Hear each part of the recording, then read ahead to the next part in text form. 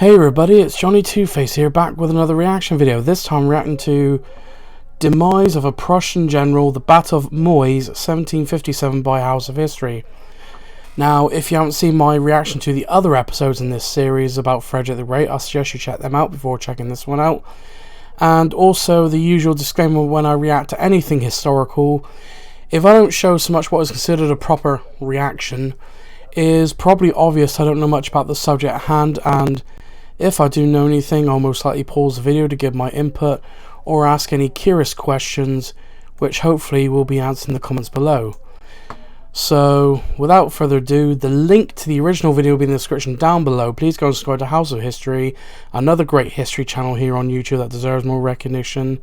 And, yeah, that's all I've got to say really. So, without further ado, let's get this up on screen and see what happens in this one. I probably said Moys wrong. September 7th. The 18th century was not known for its rapid... Wait. Nearly forgot, for these videos, for good reason, because there are some, like, you know, Central European words that, when they're being said, I don't know how they're spelt, so this takes place after the Battle of Gross-Jägersdorf. So I'll just put them on. The 18th century was not known for its rapid communication.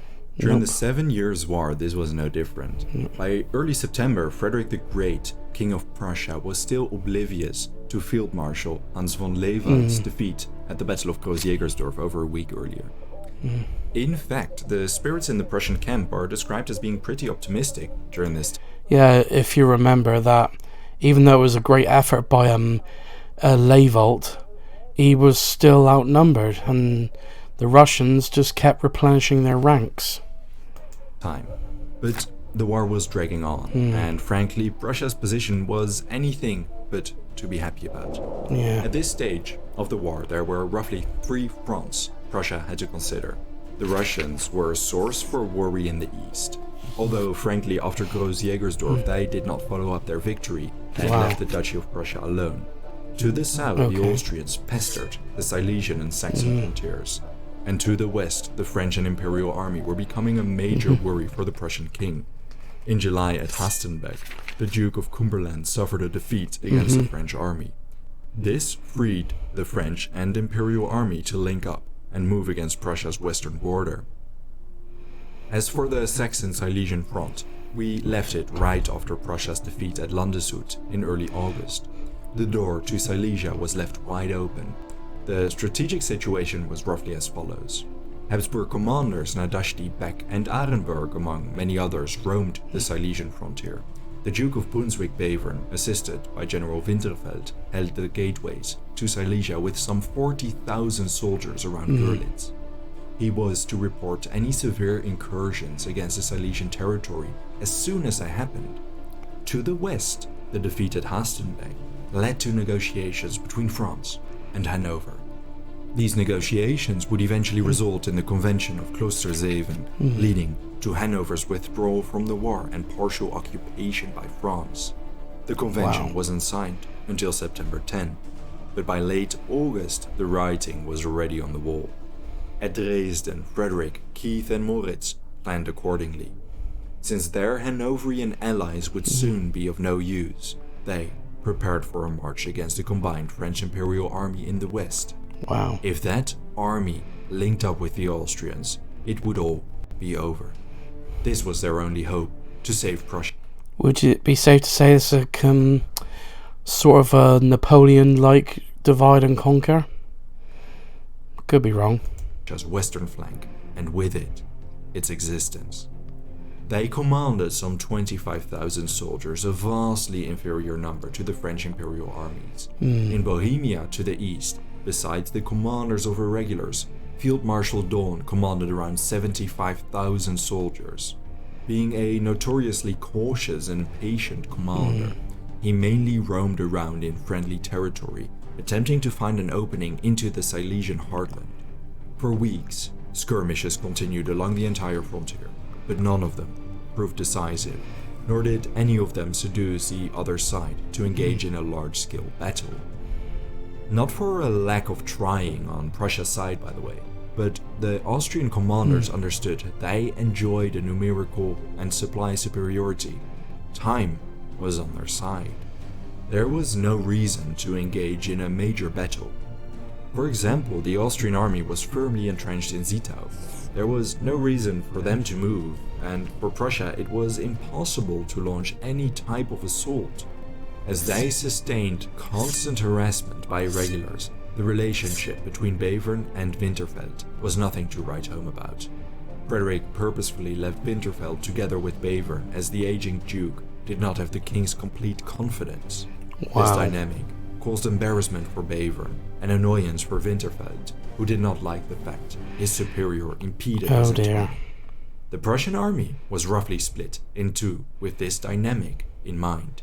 Bevern commanded 30,000 soldiers holding the strategically well-fortified Görlitz. Winterfeld commanded some 10,000 soldiers on the right bank of the Neisse River, nearby Moys. They were close to each other, very close, but they were still separate. In Vienna, the lack of initiative by Prince Charles and Dawn rubbed Maria Theresa the wrong way ever since the war had broken out. In late August, she sent one of her many letters to Prince Charles, goading him into action. He had to retake Silesia, especially now that Frederick was preoccupied in the west. Unbeknownst to her, recent developments highly played in their favor. It spurred Charles to take action finally. Nadashti seized a strategic position near Seidenberg, close to Winterfeld's encampment. The time was right not just to enter Silesia, but hopefully seize the entire province and push through Saxony and perhaps even Brandenburg. If done correctly, they could decapitate Prussia. They could, at least, sever its limbs. On the morning of September 7, Prince Charles ordered Nadashti to move into Silesia along the right bank of the Neisse. Dawn, commanding a main Austrian army, following closely in case things went wrong. To the west of the Neisse lay Görlitz, where most of the Prussian army, some 30,000 soldiers, camped. A wooden bridge over the Neisse connected Görlitz and Moys. At Moys, Winterfeld's 10,000-strong corps camped. On the morning of September 7, Nadashti reached the vicinity of Moys. He commanded between 20 and 26,000 soldiers, including artillery. 5,000 of them were cavalry, and a few thousand were irregulars, mainly Croats and Hungarians. Winterfeld's soldiers were outnumbered at least 2 to 1. The Austrians swiftly expelled some outposts at Hermsdorf and Leopoldshain. That morning, Winterfeld was absent. He likely was in a meeting with Bevern across the Neisse. The fact the commander was absent, as the Prussian scouts noticed Nadashti's numerous army approach from the southeast, could have impeded the deployment stages of many armies with a centralized command structure at the time. But thanks to Frederick's military reforms, many Prussian units acted autonomously. When the scouts warned them of the approaching army, they took their positions accordingly. General von Zieten commanded the left wing of the Prussian army, consisting of 35 squadrons of cavalry and 8 battalions of infantry. 2,000 Prussian grenadiers stood on the slope of the Jakobsberg in front of Moys, to the southeast of the main army. The remainder of the army was positioned on Moys' outskirts. The Austrians divided their army in 2 parts. On the right, they occupied Hermsdorf and Leopoldshain. The left, commanded by Arenberg, preyed on the Jakobsberg. To the south of Moys, 2 Hussar regiments roamed around looking for an opening. Nadashti's order to open artillery fire from the hill north of Tilitz marked the start of the battle. At 6 a.m., an enormous bombardment erupted. After briefly battering the Prussian lines, the Duke of Arenberg launched his attack. Commanding 6 companies, they marched uphill through the plain against the Prussians, who were hastily taking their positions. Additionally, some 1,000 Croat irregulars joined the advance. They stormed the Jakobsberg. The Prussians and Austrians heavily clashed on the slopes of the hill. Despite their numerical inferiority, Prussian tenacity initially showed. The Austrians, scaling slopes, engaged in heavy close combat with the Prussians. These managed to maintain control of the battlefield and halt the Austrian advance. Firing their characteristic volleys, they tore into the Austrian lines, inflicting significant casualties. When the smoke cleared, the first wave of Austrians retreated. The attack was repelled. For now, Winterfeld heard noise of battle from a distance. Around this time, he likely also learned the Prussians' outposts had been expelled by a much larger force. He deduced this wasn't just a slight skirmish, but in fact a major assault. So he rallied as many men as he could, and with some 5 battalions he returned to Moys. Nadashti ordered the assault, this time with more soldiers. Significantly outnumbering the Prussians, the Austrians moved forward against the Prussian vanguard. Duke Arenberg, on the left, again launched an attack against the Jakobsberg. The remainder of the infantry marched against the Langeberg in front of Moys. The Prussians on the Langeberg launched volley after volley. The artillery tore up the Austrian lines, but around the Jakobsberg, slowly the Austrians pushed the Prussians up the mountain. This continued until Arenberg's vanguard reached the outskirts of Moys. Around this time, Winterfeld arrived. He found a scattered and cluttered battlefield, chaotic, with his troops pushed back by the much more numerous Austrians. On the Landberg, savage hand-to-hand combat erupted. Whereas the Austrians initially enjoyed an advantage, now Winterfeld's fresh battalions pushed back the attack. But their advantage was short-lived. Nadashti urged on the attack, and 22 additional cavalry squadrons and infantry joined the fight. Winterfeld understood he didn't stand a chance against the numerically superior army. Messengers rushed to and fro Bevern's camp requesting reinforcements, but these reinforcements never arrived. Combat continued for about an hour, but it was clear the Austrians were pushing into the Prussian lines. During a counterattack, Winterfeld was struck by a bullet in his spine. Eyewitness accounts reveal Winterfeld spent his last moments alive, giving orders to his subordinates. He remained conscious until the end.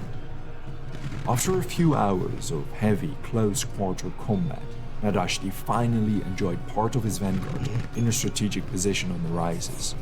He used his numerical superiority. Part of his army managed to circumvent the Prussians around the Jakobsberg. They attacked the Prussian lines from the flank. Zieten attempted to mount a relief effort, but Nadashti held enough reserves to quickly nip this in the bud. At around 1:30 p.m., the Prussians began the retreat over the bridge towards Görlitz. By this time, the severity of the situation dawned on the commanders there. Prussian batteries across the Neisse ensured the Austrians couldn't pursue the retreating Prussians. Then again, the Austrians didn't want to. They were more than happy with their victory. The Battle of Moys is a footnote of the 7 Years' War, but the casualties and especially the subsequent events tell another story. The Prussians lost some 2,000 men, with severe losses among several battalions. The 41st Infantry defending the Jakobsberg, for example, lost 204 dead and 68 wounded by the end of the battle. The 21st Infantry lost 376 men. Among the casualties were 51 officers and General Winterfeld. Meanwhile, the Austrians suffered around 1,500 casualties, both killed and wounded, 79 officers, around 1,300 wounded, and 200 dead or missing. It is briefly worth reflecting on why Bevern didn't send any reinforcements to support Winterfeld. Redman rightly argues that the personal animosity between the commanders is not enough reason. It indeed isn't. Perhaps Bevern wrongly believed Winterfeld was winning the battle, or that the situation wasn't as serious as it actually was. Credible primary sources did not survive the test of time, if they ever existed at all. All that is known is that there's no denying more could have been done to save Winterfeld's army. Now, bad news quickly followed each other up. So firstly, Frederick learned of Lewald's defeat at Koos-Jägersdorf. That same day, the Convention of Klooster-Zeven was signed, confirming Hanover's withdrawal from the war. The same week, the Swedish army landed in Pomerania. But, perhaps most importantly, Bevern decided to retreat deeper into Silesia because of the defeat. During his retreat, irregulars commanded by General Beck harassed him along the way. Bevern's withdrawal would have far-reaching consequences for the course of the war. Frederick initially was none the wiser about Winterfeld's death. A letter from September 14, 1757 survives. In it, Frederick writes to Winterfeld, "Everything is going splendidly here, but I am very worried by a rumor which has come to me from Lusatia. I don't know what to make of it. They write me, from Dresden, that you have been killed, but from Berlin, that you received a minor cut in the shoulder." Frederick ended up learning the truth shortly thereafter. Winterfeld's death impacted him, much more so than Schwerin's.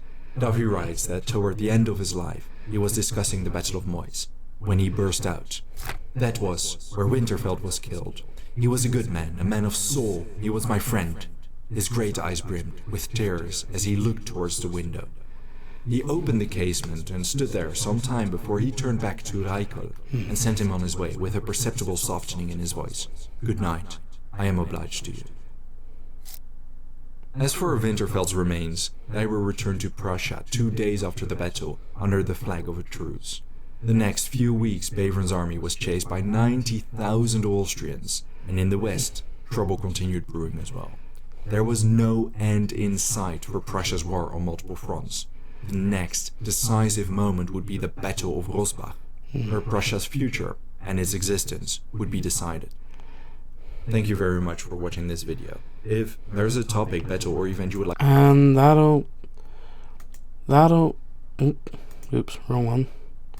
That'll do it. Yeah, this being another interesting video by House of History, and there's not much more I can add to that. So if you like this reaction, please like, comment, and subscribe, and I'll see you in the next video.